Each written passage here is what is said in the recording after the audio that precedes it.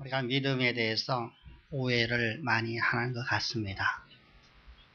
예수를 믿는 사람들도 오해를 하고 있고 예수를 믿지 아니한 사람들도 믿음에 대해서 오해를 하는 것 같습니다. 사실 우리 신앙을 보게 되면 오해를 많이 한다라고 우리가 정의를 내릴 수가 있습니다. 그렇다면 우리가 참된 믿음은 도대체 무엇일까? 성경은 우리에게 믿음을 이렇게 말씀합니다. 믿음은 우리로부터 난 것이 아니라 하나님으로부터 온 선물이라고 말합니다. 그렇다고 하면 하나님으로부터는 주어지는 이 선물을, 이 믿음을 갖고 우리가 살아가야 되는데 우리는 하나님으로부터는 믿음을 가지고 살아가는 것이 아니라 우리 자신의 자원을 갖고 우리가 신앙을 가지려고 하는 거짓 신앙을 보게 됩니다. 오늘 본문을 보더라도 베드로의 모습이 나타나고 있습니다. 베드로는 예수님을 3년 동안 따라다니면서 예수님으로부터 하나님 말씀을 배웠던 사람입니다. 예수님으로부터 직접 사사를 받아서 교육을 받았고 예수님의 제자라고 그는 누구 앞에서 당당히 말할 수 있고 예수님을 자신은 믿는다라고 믿어왔었습니다. 그런데 예수님께서 놀라운 기사와 표적과 하나님의 놀라운 영광을 드러내는 삶을 하나님께 사실 적에 이때 그는 당당하게 모든 사람들 앞에 나는 예수의 제자요, 예수의 수제자요 라고 그는 당당하게 말을 합니다. 그리고 예수님의 수제자로서의 삶을 그를 살아가면서 예수님한테 항상 이렇게 말합니다. 주의 말씀이 여기 있사오니 내가 어디로 가오리까? 주님, 세상의 모두가 다 예수님을 버린다 할지라도 나는 절대로 예수님을 버리지 않겠습니다. 그는 여러분들 예수님 앞에서 그는 결단과 그는 그 헌신과 봉사하는 삶을 살았습니다. 자신은 예수님을 믿겠다고 그는 결단하고 수도 없이 결단하고 많은 사람들 앞에 그는 믿음의 표현을 했습니다. 그런데 정작 예수님께서 고난과 역경을 당하시는 고난의 자리를 다가시자 예수님을 부인을 합니다. 나는 예수를 모르고 나는 예수의 제자가 아니라오. 그리고 저주하면서까지 예수님을 부인을 합니다. 자신은 예수님의 제자가 아니라는 겁니다. 예수님이 지금 십자가에 못 박혀 죽게 되자 예수님이 고난을 당하게 되자 자신이 예수의 제자가 아니라고 말을 합니다. 이건 베드로만의 문제가 아니라 모든 사도들의 문제였었습니다. 이처럼 우리는 믿음을 갖다 나의 의지, 내 결단을 갖고서 내가 할 수 있다라고 생각하는 것. 내가 하나님을 내가 결단 가지고 내 오늘 이 결단 갖고 내 하나님을 내가 믿어보겠다. 여러분 우리는 우리의 결단으로서 우리의 의지로서 하나님을 믿을 수 없다는 사실입니다. 그래서 성경은 우리에게 말씀하시기를 믿음은 하늘로부터 온 선물이다. 하나님으로부터 온 선물이랍니다.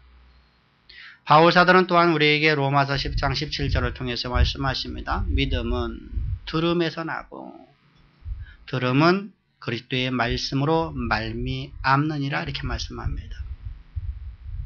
그렇다면 믿음은 분명히 하나님부터 온 것인데 이때 우리의 신앙에서의 또 하나의 오해가 생겨집니다. 그렇다고 하면 믿음은 하나님부터 간다는데 하늘로서 선물인데 나는 아무것도 하지 않아도 하나님께 내게 선물 주시겠지 뭐. 또는 하나님께 내게 선물 주신다라고 확신을 갖고 살아가는 거짓 신앙 체계입니다. 그래서 여러분들 우리는 하나님으로부터 내게 믿음의 선물을 안 줬기 때문에 나는 지금 하나님을 온전히 믿지 못하는 것이고 하나님께 나에게 믿음을 주지 않았기 때문에 나는 하나님의 말씀을 따라 살지 못하는 것이다. 근데 여러분 성경은 우리에게 뭐라고 말씀하세요? 믿음은 들음에서 나고 들음은 그리스도의 말씀으로 말미암느니라 말씀했습니다. 오늘 본문을 바라봅시다. 1절입니다. 다 같이 시작. 오순절 날이 이미 이름에 그들이 다 같이 한 곳에 모였더니 호련히 하늘로부터 급하고 강한 바람 같은 소리가 있어 그들의 앉은 온 집에 가득하며. 여러분들은 오늘 본문은 우리에게 자세히 기록하고 있지 않지만 고린도전서를 보면 바울이 이 상황을 다시 기록하면서 이렇게 말합니다. 500의 형제들이 마가의 다락방에 모여 앉았었습니다. 예수님의 말씀을 따라서 그들은 그곳에서 성령이 임하기를 내가 보혜사 성령을 내가 너에게 보내주겠다. 내가 가면 내가 성령을 너에게 보내주겠다고 주님이 부활하신 주님께서 말씀을 하시고 하늘로 승천하셨습니다. 그리고 여러분들 하루 이틀 사흘을 그곳에서 주님이 주시는 이 하늘의 선물인 성령을 받으려고 이들은 그곳에서 모여 있었습니다. 하루가 지나도 성령이 내리질 않습니다. 이틀이 지나도 사흘이 지나도 여러분들 많은 사람들이 그곳에서 주야로 쉬지 않고 기도를 합니다. 성령이여 내리소서. 하늘의 성신이여 내리소서. 하나님의 신이여 내게 내리소서 라고 수도 없이 그들은 부르짖으며 기도했습니다. 그런데 성령은 내리지 않았습니다. 그러자 실망을 한 사람들이 떠나가기 시작합니다. 내가 금식 기도하면서 내가 철야하면서 내가 쉬지 아니하고 하나님 앞에 기도를 하는데 하나님께서는 약속하신 성령을 내려주지 않자 떠나가기 시작합니다. 500의 형제들이 모여서 이제 380명이 떠나갔습니다. 그리고 약 120명 정도의 문도들이 성도들이 그곳에 모여서 이제 지쳐버렸습니다. 여러분, 어떤 목적을 하나를 갖고 우리가 기도를 할 적에 그 일이 속히 이루어지지 않을 적에 우리 영혼이 병이 들어서 우리가 지쳐버립니다. 그리고 남아있는 자들이 120명 정도가 그곳에 앉아갖고 쉬고 있었습니다. 놀고 있었단 말입니다. 그곳에 앉아서 이들은 이제 12제자 중에 가룟 유다를 대신할 사도를 하나 뽑자. 그리고 그곳에 제비뽑기라고 있었습니다. 이런 때 이날이 오순절날이 이름에 하늘로부터 급하고 강한 바람소리 같은 소리와 함께 불의 혀에 갈라지는 것 같이 여호와의 신이신 성신이 내려왔다. 이렇게 말씀하고 있습니다. 성신이 각 사람의 머리 위에 내려와 그들에게 임하였더니 이렇게 말씀하고 있습니다. 우리는 여러분들 가만히 있어도 내가 그냥 아무나 있어도 성신이 내게 임한다고 생각을 합니다. 거짓 신앙에 빠져 있는 겁니다.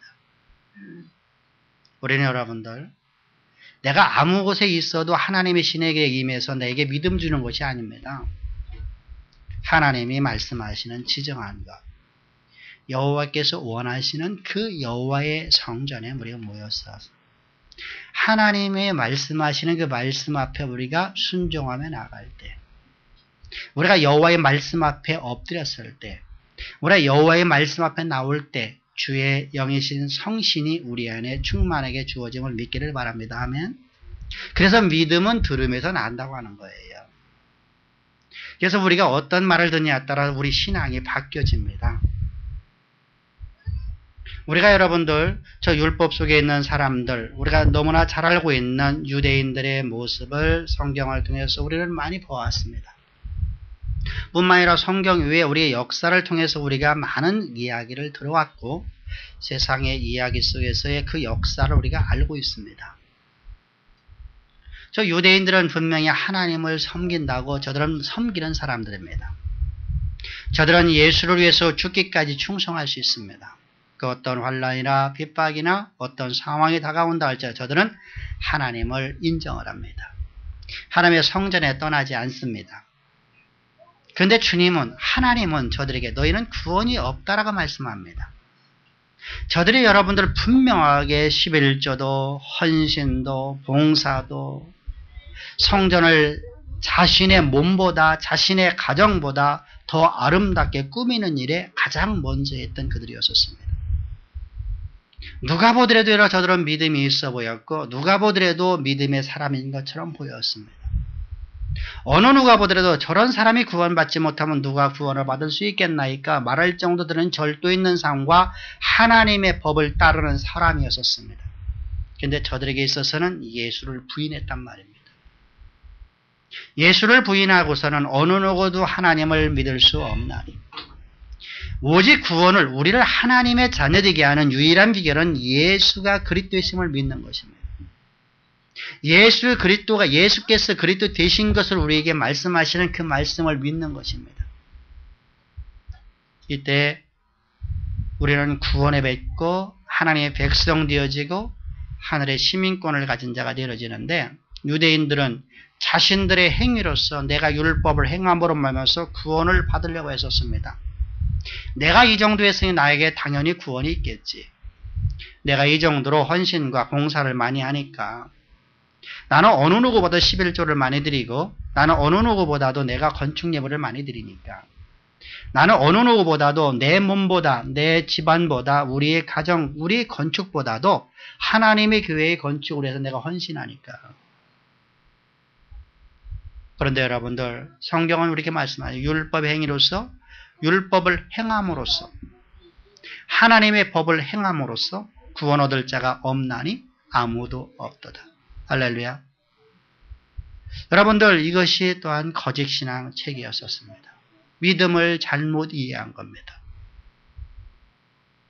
그렇다면 여러분들 믿음은 분명하게 하늘로부터 온 것으로서 우리가 그냥 하늘에 주어지는 우리에게 내가 어느 자리에 있어도 하나님께서 내게 믿음 주시면 내가 믿을 것이고 어느 자리든 내가 있으면 하나님께 내게 믿음을 안 주시니까 나는 하나님을 믿지 못함이라고 모든 책임을 하나님께 떠넘기는 거짓 신앙책에 빠져있는 잘못, 그것이 아니라고 했습니다.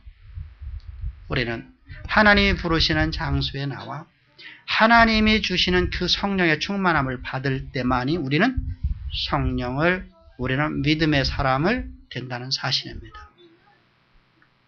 또한 우리는 우리 율법을 행해서 내가 이만큼 하고 내가 이만큼 헌신하고 내가 이만큼 내가 충성하고 이만큼 봉사하고 내가 교회 일에 대해서 충성과 봉사와 헌신을 내가 어느 누구보다 잘하니까 내가 구원받는, 그것도 아니라고 말씀했습니다. 그렇다면 도대체 믿음은 도대체 무엇이 믿음일까? 무엇이 믿음일까? 믿음의 삶은 도대체 무엇일까? 믿음은 분명히 우리가 지난 시간이거든 우리가 계속해서 말씀을 나누면서 믿음은 하나님의 약속의 말씀이 허상으로 끝나지 아니하고 실상 우리 삶 가운데 실존으로 다가오는 역사의 무대 가운데 말씀이 실현되어지는 것이 바로 믿음이라고 말씀을 드렸습니다. 그러나 오늘 여기서 본문에서 말씀하고 있는 우리가 어떻게 믿음이 되냐, 우리 믿음의 사람이 우리가 어떻게 믿음을 가진 자가 되냐 이것입니다. 그리고 믿음을 가진 자에게는 어떤 특징이 나타나는 것입니다. 그러면 어떤 사람이 과연 믿음의 사람이라고 우리가 말할 수 있느냐 이것입니다. 분명히 우리가 율법을 가진 사람들도 율법을 통해서 구원을 얻는다고 하는 내가 이만큼 헌신과 봉사와 충성과 또 내 결단으로서 내가 하나님의 자녀요 하나님의 앞에 내가 믿음으로 내가 충성되의 삶을 살겠다고 결단했던 베드로도 주님을 부인하는 모습을 통해서 보면 그것도 다 거짓 신앙책으로 보았습니다. 그렇다면 우리는 어떻게 해야 믿음의 사람이 되고 믿음의 모습이 우리에게 나타나느냐. 사랑하는 성도님들, 오늘 성경을 보게 되면 베드로의 변화된 모습이 나타납니다.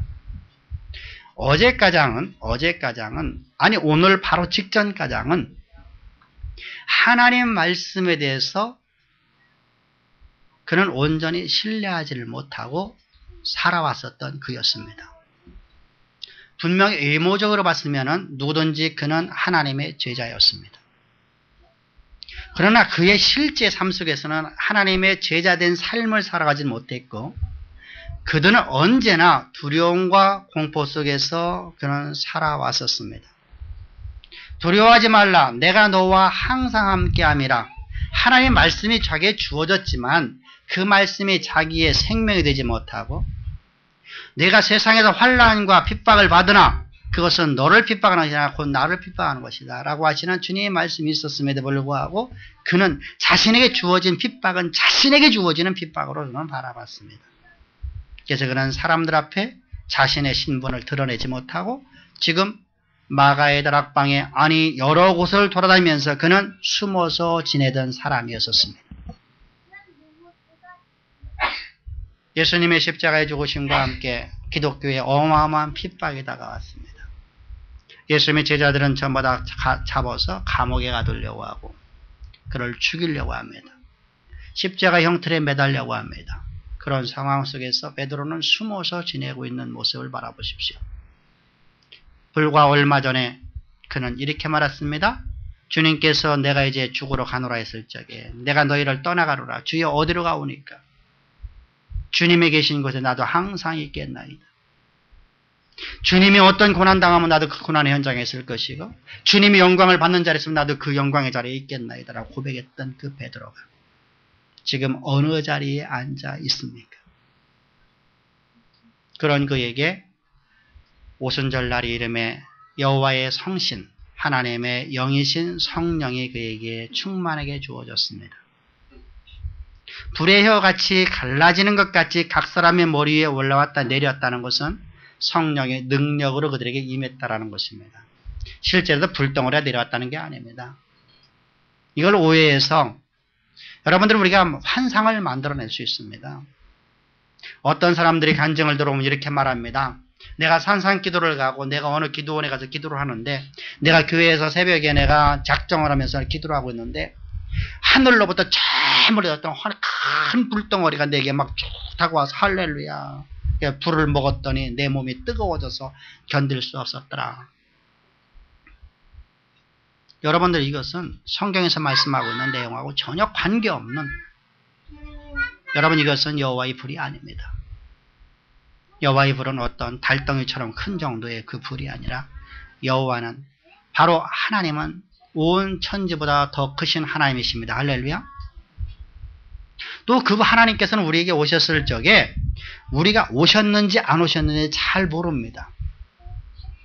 왜? 그분은 인격적인 하나님이시기 때문에 우리 안에 오셨는지 안 오셨는지 우리가 알 수가 없어요. 느낌을 알 수 없어요. 뜨겁더라. 이게 아니에요.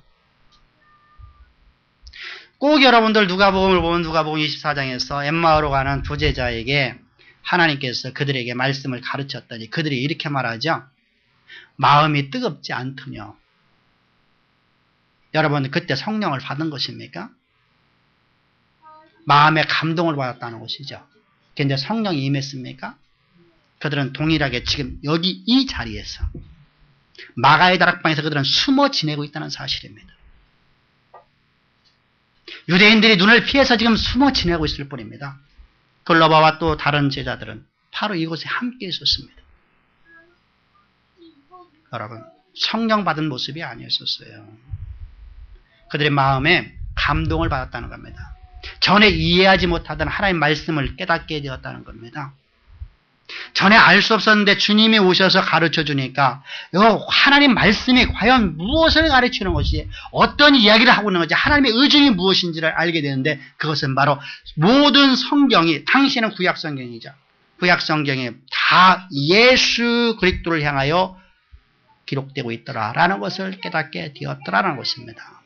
그래서 그는 예수님의 고난을 보고서 세상으로 고향으로 돌아가던 길을 바꿔로 들여서 다시 예루살렘을 왔지만 그에게는 하나님을 온전히 신뢰하는 믿음이었기에 그는 지금 제자들과 함께 500의 형제들의 무리 속에 함께 있다가 120문도만 남아있는 이 무리 속에 함께 있는 자가 되었습니다. 여러분 여호와의 불은 오늘 본문에서 말하는 능력으로 임했는데 그 능력이 어떻게 나타나느냐 이 얘기하는 겁니다. 여호와의 불이 하나님의 성신이 우리에게 임할 수 있는 유일한 비결은 무엇일까? 오늘 본문은 우리에게 기록되고 있지 않습니다. 그러나 이제 베드로 사도나 또 바울 사도의 후반기의 사역을 보게 되면 그들은 그걸 아주 자세하게 설명을 하고 있습니다. 그들이 신앙에 성숙되어지고 하나님 말씀에 대해 더 많이 알고 나서 보니까 그들이 보혜사 성령이나 성신이 우리에게 임할 수 있는 유일한 비결에 대해서 말씀을 하고 있는데 그 비결은 바로 우리가 죄사함을 받는 것이었습니다. 예수께서 십자가에 죽으신 그 십자가의 죽으심이 우리의 죄를 사하시려고 오셨다라는 것입니다. 그 일을 행하셨다는 것입니다. 그렇다면 여러분들 이때 우리가 이런 마음을 갖게 되면 내가 도대체 얼마나 죄를 많이 졌길래 나를 대신해서 하나님이 죽으셔야 될까? 하나님이 죽을 만큼 내가 큰 죄를 졌나? 내가 살인죄를 졌나? 내가 누구를 갖다가 내가 사기를 쳤나? 그것도 아닌데 나는 오늘날까지 그래도 깨끗하게 살아오려고 세상 다른 사람들보다 그래도 깨끗하게 살아왔는데 내 남편은, 내 아버지는, 내 어머니는, 우리 할아버지는, 내 자식들은, 아니 이제 갓 태어난 아이가 뭐가 잘못되었길래 이 아이가 죄인이라고 말하는 것인가? 이 아이가 대체 어떤 죄를 졌길래? 여러분들 성경에서 죄인이라고 하는 것은 우리가 오늘 범죄하는 범죄를 갖고 죄인이라고 말하는 게 아니라는 사실을 먼저 알아야 됩니다. 죄인이라는 것은 어떤 의미냐면 하나님께서 우리를 창조하셨습니다. 창조진 피조물은 하나님을 의지해서 살아갈 수밖에 없게끔 되어진 존재로 창조되었다는 것입니다. 여러분들이 집에서 여러분들이 자녀가 여러분들이 낳았습니다. 여러분들이 아버지와 어머니를 통해서 아이가 낳았는데 이 아이가 태어나서 자라는 과정 속에서 이 아이는 내가 무슨 엄마와 관계있어? 내가 무슨 아빠와 관계있어? 나는 내 의지대로 살 겁니다. 나는 내 믿음대로 살 겁니다. 말하면서 부모님을 의지 아니고 살아간다고 하면 여러분들 그 아이에 대해서 어떻게 말할까요? 여러분들 피조된 것은 언제나 창조에게 순복하며 그를 의지하게끔 되어 있는 것이 창조의 질서입니다. 여러분들을 우리가 강아지를 키우고 있는데 강아지가 나는 내 의지대로 살 거요. 당신은 내 주인 아니요 라고 나에게 대든다고 하면 그건 여러분들 나와 관계없는 것이 되죠. 나와 관계없는 것이 되죠. 우리 자녀가, 제 자녀가, 딸내미가 아빠는 아빠 삶이고 내 삶은 내 삶이요 하면서 초등학교 다니는 놈이 그러면서 여러분들 따지고 들면서 여러분들 내 말을 절대 순종하지 않고 내 말을 믿지 않고 내 말을 듣지 않는다고 하면 여러분들 그 아이는 여러분들 과연 내 아들이라고 칭할 수 있을까요? 근데 여러분 묘하게 하나님의 창조의 질서 가운데 자녀는 무조건 부모로부터 나왔기 때문에 부모의 말에 순종하며 살아갈 수 있고 부모의 말을 온전히 믿는 말이 안 되는 말도 믿는 것을 보게 됩니다. 여러분 단칸방에서 부엌도 한쪽 구팅이에 잠깐 있고 목욕탕도 없고 화장실도 퍼세식인 재래식인 곳에서 살고 있는 아이가 엄마와 아빠와 한 방에 살고 있는 아이가 이렇게 말합니다. 아빠 우리는 내 친구 누구처럼 언제 저렇게 방 2칸짜리 방 3칸짜리 화장실 달려있는 아파트로 빌라로 인사할 수 있어? 근데 우리에게는 실현 가능성이 전혀 없는데도 어제도 오늘도 그렇게 살아가고 있는데 아빠가 말합니다. 야 우리 걱정할 거 없어. 우리 몇 년 안에 내년이면 우리 저에 더 좋은 데로 이사 갈 수 있어. 그 아이는 밖에 나가서 말합니다. 친구한테 우리 아빠는 여기보다 더 좋은 데로 이사 간대요. 아빠의 말을 온전히 믿고 살아가는 어린아이들. 이것이 바로 하나님의 창조의 질서였었어요. 근데 하나님이 우리 눈에 보이지 않는다고, 창조주 하나님께서 우리 눈에 보이지 않는다고 하나님 말씀을 믿음으로 살아가는 존재가 아니라 내가 내 의지대로 살아가고자 하는 것, 내 느낌과 내 상식과 내 경험과 내 주관에 의해서 살아가고자 하는 것, 이것이 바로 아담으로부터 온 죄의 모습입니다. 이것을 통해서 우리는 죄인이라고 하는 겁니다. 아담으로부터 여러분 우리는 그 육신의 영향을 받았습니다. 죄가 우리에게 전가되었다면 죄로부터 우리는 출생했기 때문에 우리는 누구나 다 예수를 믿기 전에는 전부 내 의지와 내 상식과 내 경험과 내 주어진 조건에 의해서 내 안목의 정욕을 따라서 우리는 살아갑니다. 내가 눈에 보이고 손에 잡히는 것에 의해서 그것만 믿고 살아갑니다. 그래서 우리는 말합니다. 이 의자는 절대로 여러분들 앉아있는 의자는 무너지지 않을 걸 믿기에 여러분들 앉아있다고 말하는데 이것은 믿음이 아니라 확률일 뿐입니다. 왜요? 저 의자는 언젠가는 무너져 내립니다. 그러니까 거짓된 믿음 안에 살아가기 때문에 거짓된 신앙으로 가게 된 겁니다. 이렇게 죄인 되었던 나를 의지하고 내 결단으로서 내 의지로서 나는 내가 무엇인가를 다 이룰 수 있다라고 긍정적으로 낙관주의로 낙천주의로 살아가던 나, 아니면 부정적으로 이것은 하나님도 못하시오, 이건 어느 누구도 할 수 없어 그러고 체념과 포기와 부정과 그리고 절망 속에 살아가던 그 모든 것이 다 죄인의 모습에 이었었습니다.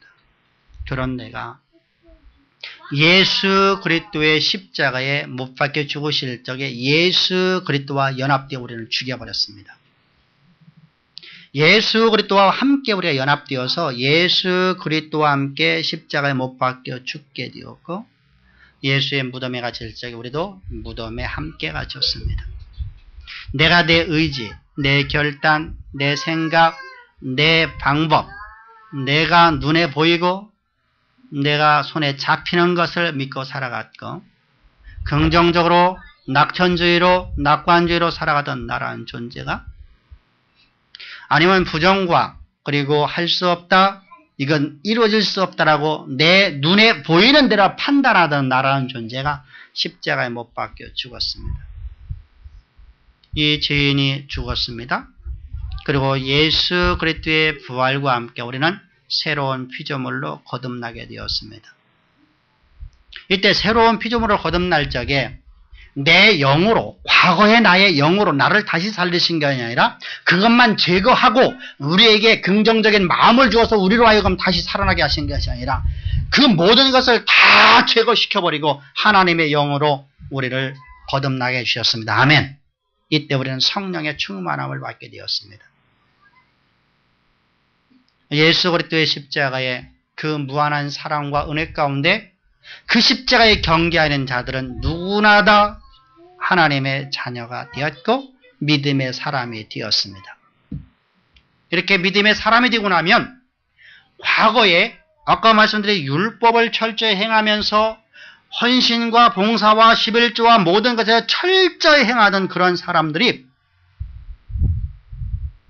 거짓신앙책으로 말했는데, 그렇다면 여러분들 또한 우리는 내가 아무것도 내가 방종적으로 살아가면서도 나는 구원이 있다고 말하는 사람들이 우리는 거짓신앙체로 말했습니다. 그럼 참신앙은 성령을 받은 사람들의 삶은 어떠냐 이것입니다. 성령을 받고 나니까 맨 처음 변화되는 것이 언어의 변화입니다. 할 수 없다, 안 된다, 내 주관과 내 상식으로 모든 것을 판단하던 내가 하나님은 하십니다라고 입술의 고백이 달라진다는 사실입니다. 그건 될 수 있어. 그건 우리가 열심히 우리가 하면 우리에게 반드시 이루어질 수 있어? 라고 말하던 긍정적인 생각.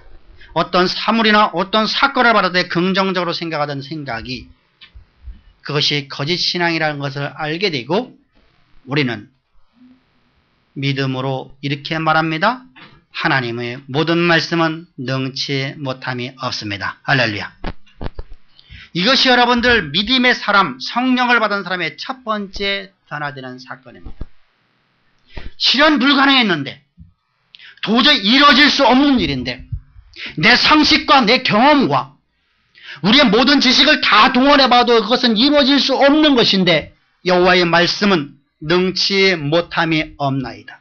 하늘이 두통난다도 저희는 될 수 없다고 했던 사건이 하나님은 하십니다라고 이제부터 우리는 고백한 인생으로 바뀌어졌다는 겁니다. 이걸 향해서 우리는 어린아이 같은 신앙이라고 말합니다. 지난 주일 오후 예배 때 우리 강수아님께서 설교하실 적에 어린아이 신앙을 갖자. 어린아이의 특징은 여러분 여러 가지 특징을 주님께서 말씀하러 게 아닙니다. 어린아이 신앙은 단 한 가지입니다. 어린아이는 아버지의 말을 절대 의존한다는 사실입니다. 우리 찬미하고 우리 권우 같은 경우에 아버지는 못하는 게 없습니다. 아버지가 말하면 다 이루어질 걸 믿고 살아갑니다. 이와 같은 하나님, 근데 인간은 아이가 자라나면서 우리 아버지가 못하는 것도 보고 할 수 없는 모든 것을 보기 때문에 그때부터는 아버지 앞에 이것저것 구하지를 않습니다. 그런데 우리 하나님은 천지를 창조하신 전능자이십니다. 아멘. 그래서 요한이가 훗날 요한복음을 기록하면서 그는 성령의 감동 속에서 이렇게 합니다. 태초 이전에 말씀이 있었음에 이 말씀이 모든 만물을 창조했고 그 말씀이 우리 가운데 오심에 육신을 입고 오심에 그 말씀이 곧 예수 그리스도시니라. 예수님은 곧 말씀이시고 말씀은 곧 창조주라는 겁니다. 다시 말하면 말씀은 곧 우리의 실존이고 역사의 모델 가운데 실현되어지는 것이라고 요한은 말을 하고 있습니다. 여러분, 그래서 우리는 그 하나님의 말씀을 온전히 믿는 믿음이 드러나 보이는 겁니다. 그 믿음의 첫 번째 양상이 뭐라고요? 우리가 입술의 고백입니다. 말이 변화입니다. 안 됩니다. 글쎄요. 한숨 쉬는 인생에 하나님은 하십니다. 좀 부담스럽더라도 하나님은 하십니다. 절대 실현 불가능 같아도 하나님은 하십니다. 이 세상에 사람을 바꿀 수 있는 사람이 누가 있겠습니까? 병든 사람 치유되는 건 여러분 사람들이 할 수 있습니다. 안벽이 치유되고 눈이 실명되어 가는 사람들을 치유할 수 있습니다. 간이 망가졌고 심장이 망가졌어도 여러분들 인공심장을 갖다가 끼워 넣어서 살려냅니다. 숨이 끊어져 있는 사람도 여러분 인공호흡하고 심장 마사지를 해서 다시 살려냅니다. 심장을 띄어내고 다른 피를 집어넣으면서 여러분들 그 심장을 바꿔서 여러분들 다시 살려냅니다. 근데 사람은 변화시킬 수가 없는 것이 사람입니다. 그런데 여러분들 성경에 쓰시는 모든 사람들을 바라보십시오. 하나님이 다 바꾸셔서 하나님이 쓰셨습니다. 아멘.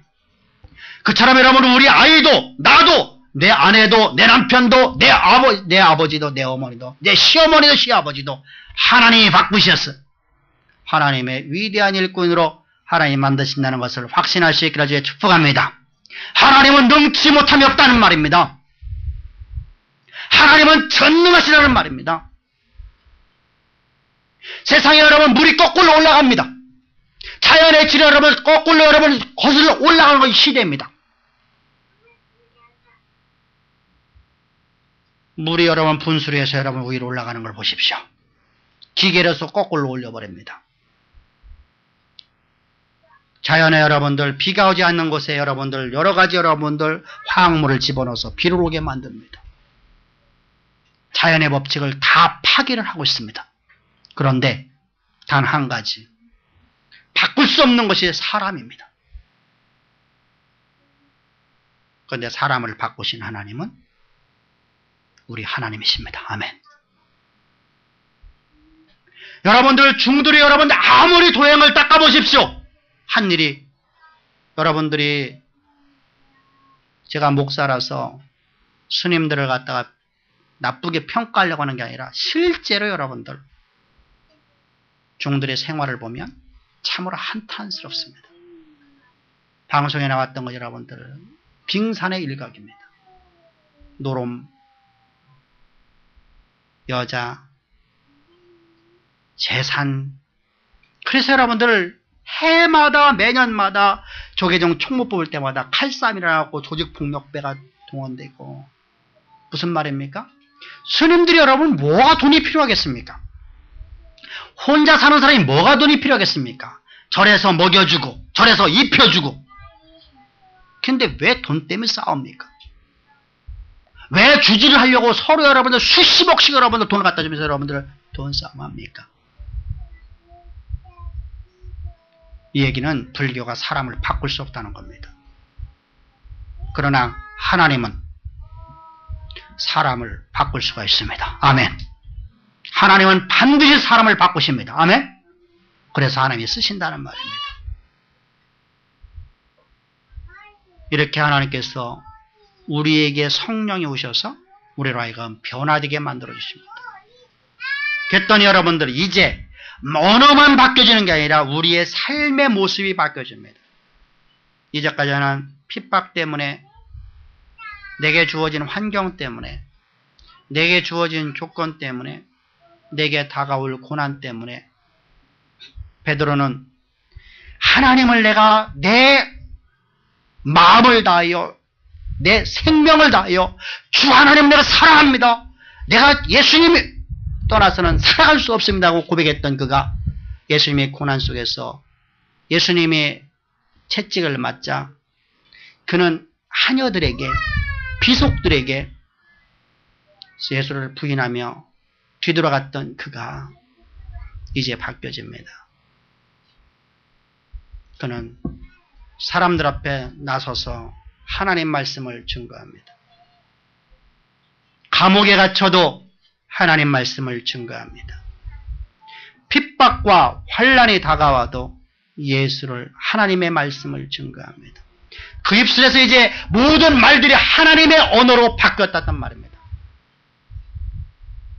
주어진 조건에 따라서 내가 말을 하는 자가 아니라 주어진 조건이 극악한 상황이라 할지라도 감옥에서 사형 선고를 받았다 할지라도 그는 십자가 형틀에서 거꾸로 매달려서도 동일하게 하나님 말을 하더라 이것입니다.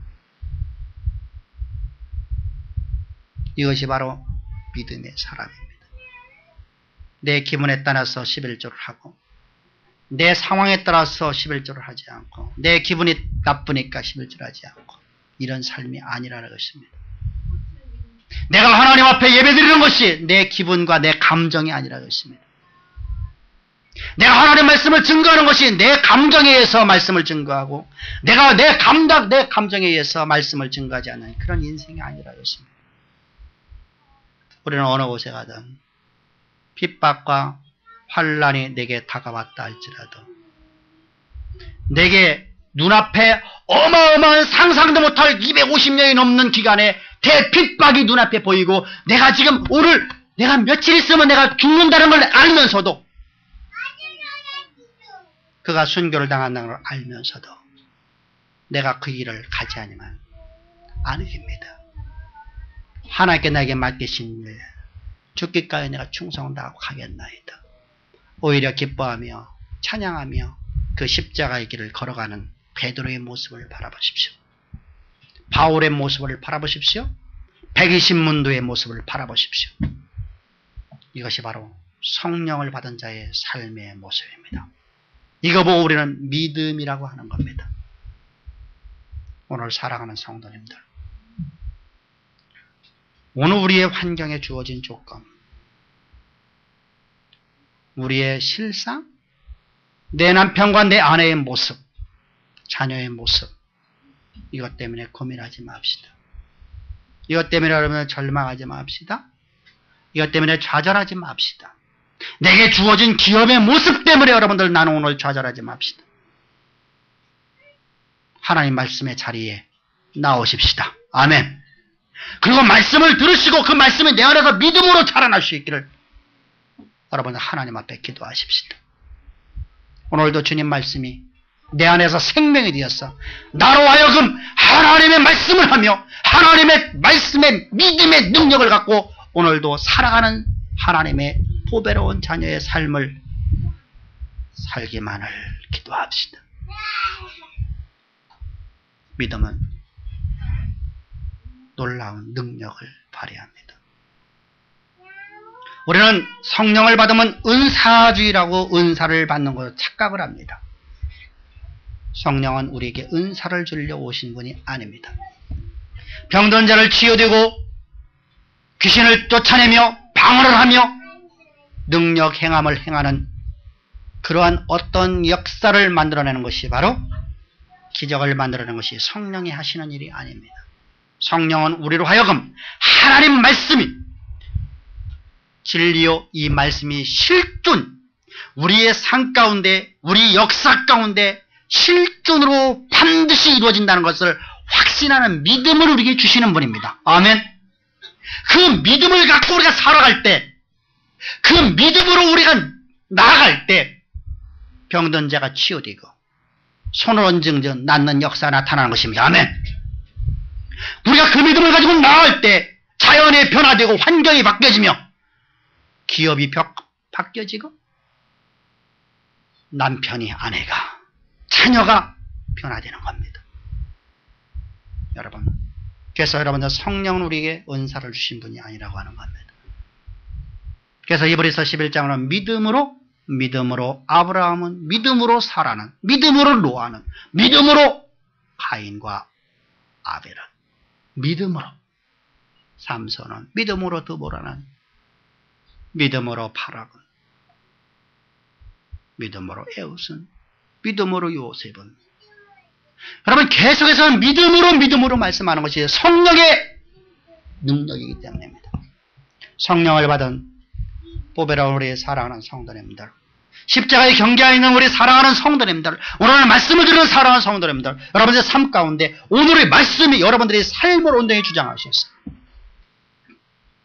날마다 우리가 더욱더 믿음의 말, 다시 말하면 하나님의 말을 우리 입술에서 더 많이 드러내보며 오늘 내게 주어진 상황에 사로잡히는 것이 아니라 말씀에 사로잡히는, 하나님의 말씀이 허상이 아니라 반드시 우리 삶 가운데 실상으로 드러난 역사의 무대 가운데 실현되어지는 것을 확신하는 믿음으로 하나님의 영광을 열방 가운데 드러내 보이는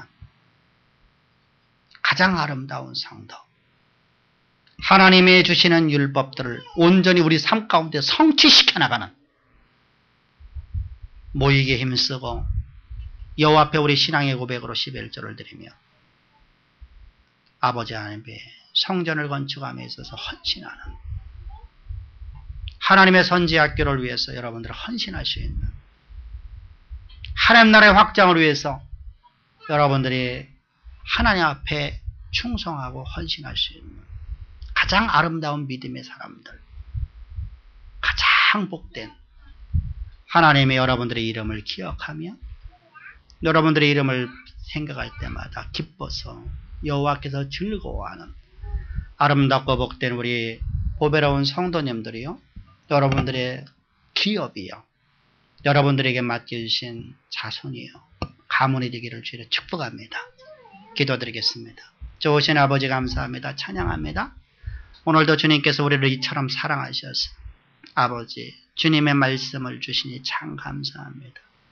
말씀이 아버지 우리가 판단하고 말씀을 우리가 걸러내는 자가 아니라 여호와의 말씀이 주어졌을 때에 아멘으로 화답하며 주님 그 말씀을 가지고 살아가는 아름답고 복된 성도가 될 수 있도록 오늘도 십자가의 경계 안에 우리를 넣어주시고 여호와의 영이신 성신 하나님을 우리에게 부으시니 참 감사합니다. 저 놀라우신 은혜, 놀라우신 사랑 가운데 아버지 앞에 찬미제사를 드리는 보배로운 자녀들에게 성령의 기름 부음을 7레벨에다 충만하게 부으셔서 아버지 오늘의 말씀이 저들의 삶이 되어지고 하나님의 말씀들이 이루어져 나는 언약의 통로들로 주의 보배로운 자녀들의 모든 삶을 주관하여 인도하실 줄을 믿사오며 언제나 우리와 함께 하신 좋으신 주 예수님의 이름 받들어 감사하며 기도합나이다. 아멘.